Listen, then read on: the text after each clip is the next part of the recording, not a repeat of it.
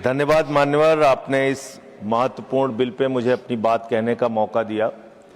मान्यवर, मैं इस बिल के विरोध में अपनी बात कहने के लिए खड़ा हुआ हूं और इस बिल का विरोध इसलिए कर रहा हूं कि आप इस बिल को अगर एक लाइन में कहना चाहें तो लौट के बुद्धू घर को आए वाला बिल है ये। मान्यवर, पहले आपने कहा डिजिटल इंडिया होना चाहिए, सारा व्यापार डिजिटली करिए, छोटे छोटे पेमेंट आप डिजिटली करिए। प्रधानमंत्री जी गर्व से कहते हैं वो चाय वाले हैं, लेकिन इस बिल के माध्यम से चाय वाला, सब्जी वाला, समोसे वाला, ठेले वाला, ऑटो वाला, टैक्सी वाला, रिक्शा वाला, सबका व्यापार आप चौपट कर रहे हैं।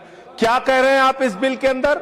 आप इस बिल में कह रहे हैं कि यूपीआई से जब आप पेमेंट करेंगे तो जो व्यापारी होगा, जो व्यापार कर रहा होगा, जिसके खाते में आप पैसा डालेंगे, उसके ऊपर हम टैक्स लगाएंगे।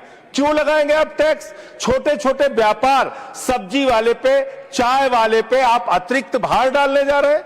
और देश के, अगर मान लीजिए आप उनके ऊपर भार डालने जा रहे हैं, वो किसी उपभोक्ता का रिश्तेदार तो है नहीं मान्यवर, घुमा फिरा के वो अपने सामानों का दाम बढ़ाएगा, जिसका खामियाजा लोगों को भुगतना पड़ेगा, जिनके ऊपर टैक्स के बढ़ने के कारण महंगाई बढ़ेगी। तो ये दो तरह से मार करने वाला टैक्स है, नंबर एक।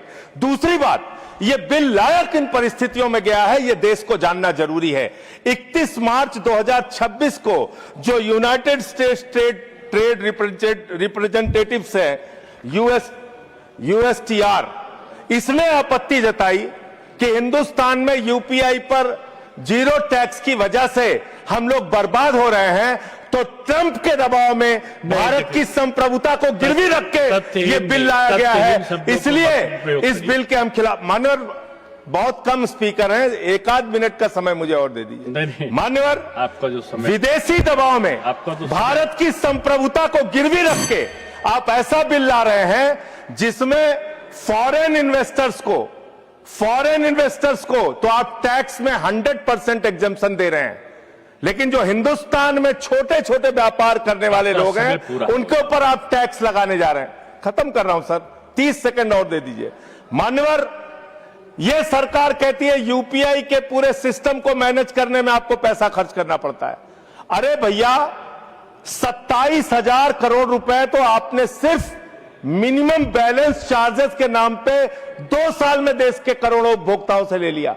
तो इसलिए मैं आपके माध्यम से कहना चाहता हूं सरकार से, ये बिल इस देश के आम आदमी के खिलाफ है, छोटे व्यापारियों के खिलाफ है। इस बिल के विरोध में अपनी बात कहते हुए अनुरोध करूंगा कि इसको वापस लिया जाए।